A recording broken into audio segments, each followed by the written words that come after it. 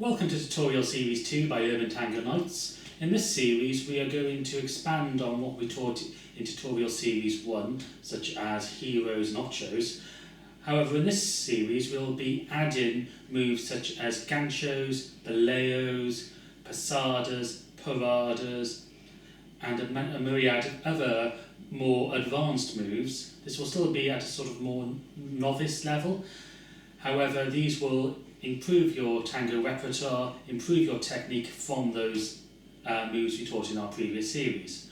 Please refer to Tutorial Series 1 for techniques such as the technique for doing ochos, and also, even though this series is designed to be a standalone tango tuition series, there is no substitute to go into your local classes, supporting your local tango scene and dancing with as many people as possible, so we encourage you to go to those classes all the time. This is episode 4 of Urban Tango Nights Tuition Series 2 on Argentine Tango. In this episode we'll be looking at sacadas. Sacadas are a form of displacement step, and there are many different types of sacadas, so we will not cover linear sacadas or reverse sacadas in this video, but they will be covered in a later series. The most important thing about sacadas is transfer of weight. We're stressing this now because it is the most important thing to learn about sacadas. So what is a sacada?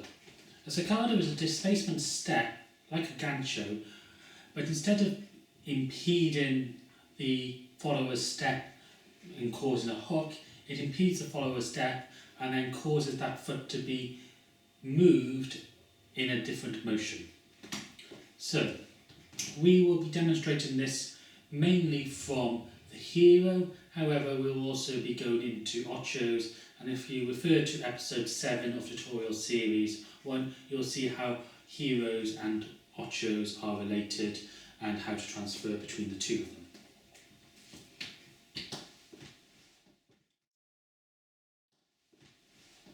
So we're going to start off with a circular sacada from the hero. So if I take my follower into the first phase of the hero by twisting her to open, so she's going to be stepping close, taking the forward step around me. So this is the same as a forward ocho. Instead of pivoting her around into it and then coming to face around in to my left as I would do in a hero, what I'm going to do is to take my left foot.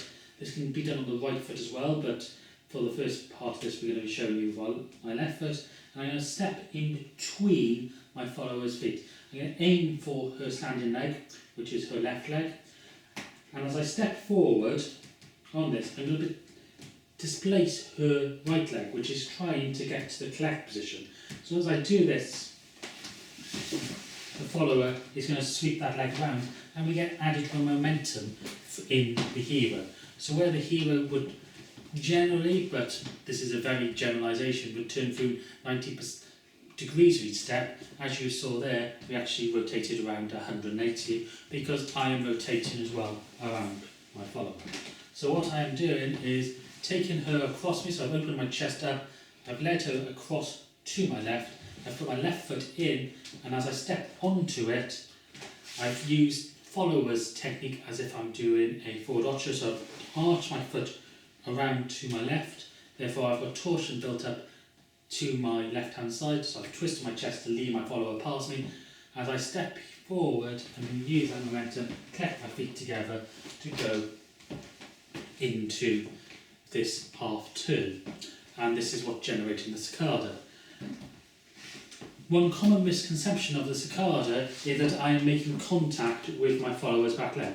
I may make contact with my follower's back leg, but the fact of me stepping forward and transferring the weight is actually what's causing this added momentum and sweep. If I make contact with my follower's back leg, like this causes it to sweep around, I may cause it to lift slightly, depending on where I make contact with that leg. If I do not aim for her standing leg and go for her trailing leg while doing this motion, so I've stepped slightly further back away from it, I will make contact, and that will cause that foot to sweep around in almost planeo, and we still get added rotation but slightly less. This is why these are called circular Sacadas because of this circular motion. We can of course do this in the other direction as well.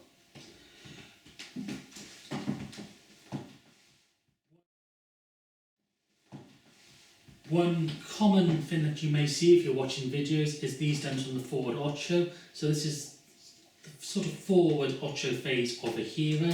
So if I take my follower across myself, I put my ocho in here, I cause it to pivot. If I maintain that pivot and cause it to step through on the other side, I can get my other Sacada off my right leg here, and we can do chains of these, but bear in mind that the leader is always rotated close to 180 degrees. So this can be considered almost as a form of overturned ochos, and indeed some people will teach an overturned ocho and then add the Sacadas in later, and you'll get the general same effect. One thing we'll point out now is that you may see people do a forward of this sort of Sacada, but instead of transferring the weight, they'll quickly come back and rebound back. This can often lead to people thinking that the Sacada is a kicking motion, where we're kicking the follower's leg away. Never do that in Argentine Tango. There is never any need to kick your partner in Argentine Tango to move their leg. It's either displaced or lifted, never kicked. Or led. So if I was just doing my forward ocho, this is what you may see. I will put my foot in to do the Sacada to cause the follower to be displaced and get this sweep. And then as I do this, I come back and then bring my next foot in.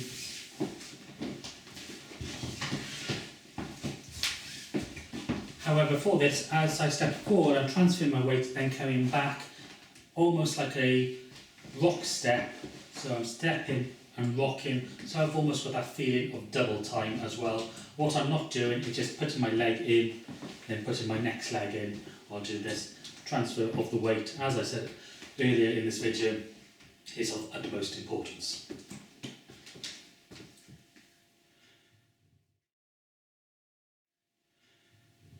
If we now go on to explore more of the hero, we've got options to do Sacadas here as well. So, we've already talked about the forward step or forward ocho phase of the hero. If now we examine the side step phase. So I'm going to take my follower into the forward step phase first. So she's going to come together, collect her feet, and then take the side step. I've got options to step between her feet here, which will displace the legs. Normally she will be coming into the collect position before doing the back pivot or a forward pivot. If I step between her legs, I can again use my left foot for this, and we're doing a anti-clockwise hero. Again, we can do this in clockwise as well. As I step through, I'm going to displace this leg as she goes into the back ocho phase or back pivot. She has no options to go into a forward pivot from here. She has to go into the back, and we are again transferring the weight, which is causing this extra rotation. So that again is from the forward step, stepping through. Again, the amount of rotation depends on how close I step to my follower's standing leg.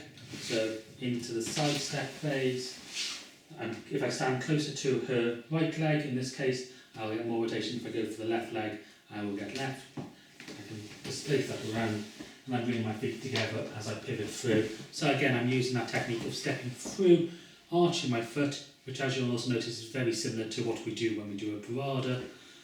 Step in, and I'm using that position to pivot. This is why it's very important for leaders to also practice their ochos.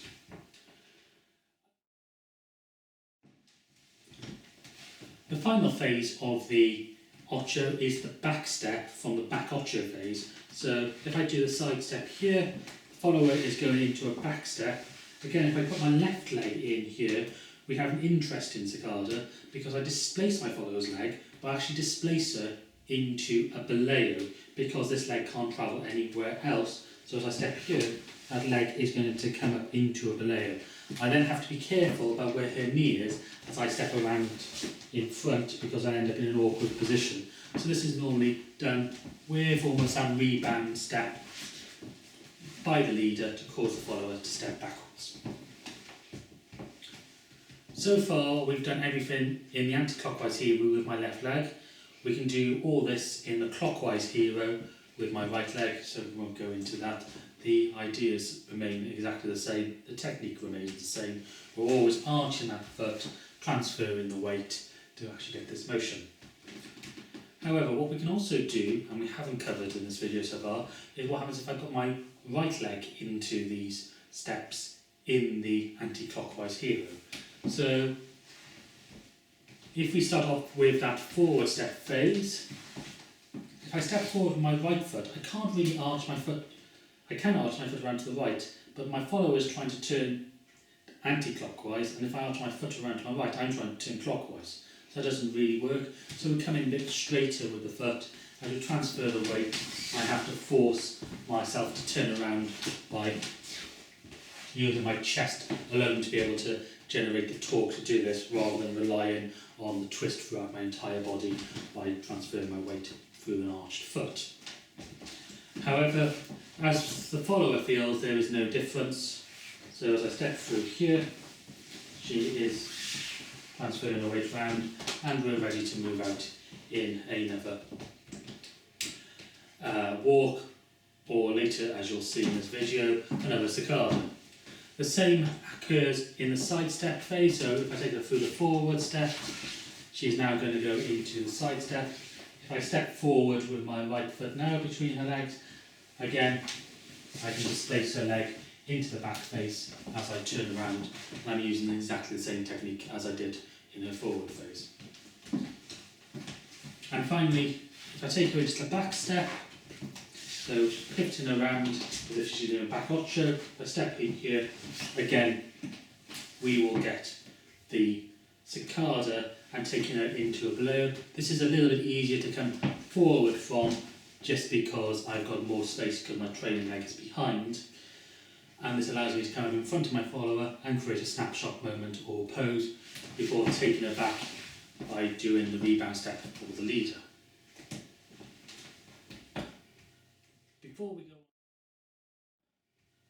Before we go on to what the follower feels, we'll just show you a chain of these, because what you'll find is that if you start with a forward phase with the left foot going in on the anti-clockwise hero, as I pivot around, my right foot is free to transfer the weight down onto.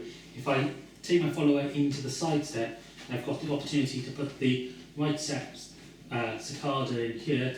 I then transfer my weight, I'm ready to put my left foot down. If I put that in there, I've got the option to put her up into the Boleo. I can then take her out into a forward ocho and reverse this motion by doing it into a clockwise hero. We will now discuss followers' technique for doing this. So, for the follower, the foot position is similar to what we had with the Planeo. When the leader puts their weight down onto that foot, it's giving you extra momentum for your turn. So here, I've also gone down, so it's fixing that foot position again, the same as we had in the Planeo in the previous episode. First episode. So and also because his leg is in between mine, I can't bring my legs together.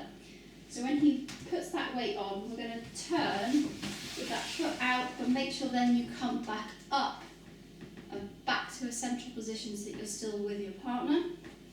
When we get that side step one, same thing applies. So I can't bring my feet together because he's blocking me. So that foot's going to sweep. It's more difficult to bring your feet back together at this point, so you're more likely to end up in a back phase. If he then chooses to do another Sacada here, you're going to do that little Boleo up because you've got nowhere else to go. So you're going to feel that forward intention. It's going to go there. Then the leader will choose to bring you out.